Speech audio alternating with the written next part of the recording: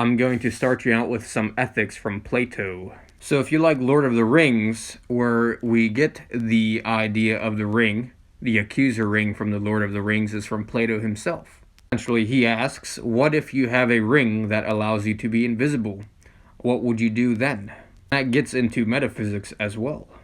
Some people's insane minds, they use the analogy of if you tell your child not to touch the stove because it's too hot, then you're protecting them in their own insane mind. That's nothing about morality, that's just a controlling narcissist of many sorts.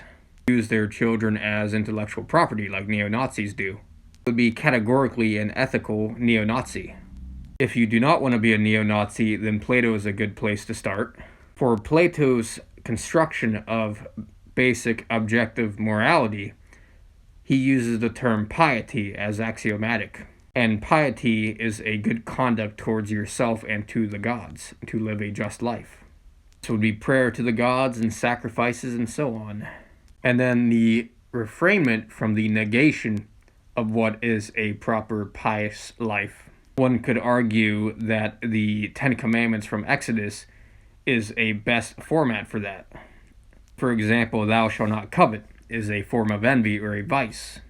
That vice of envy is a weakness of self because it requires your mind to focus on another mind's object and to want that for yourself without earning it or having hard work towards that.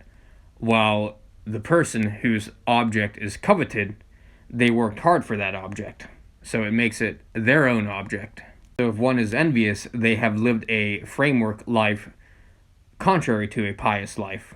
The beautiful philosopher Clement of Alexandria shows historically, since he had many documents that modern philosophers do not have, he shows historically how Plato actually borrowed from the Exodus.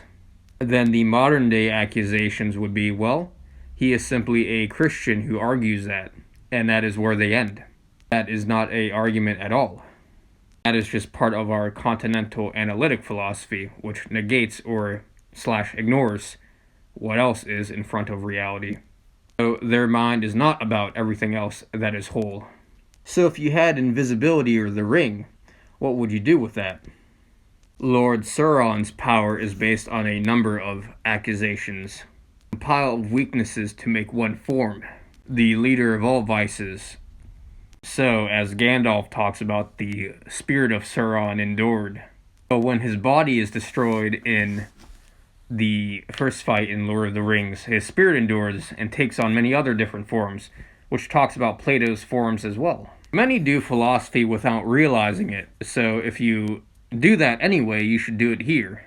Complete your mind as whole, to greatly more appreciate what you love and do, which is classic philosophy. Don't expect fools to be intimidated until they have to be wise.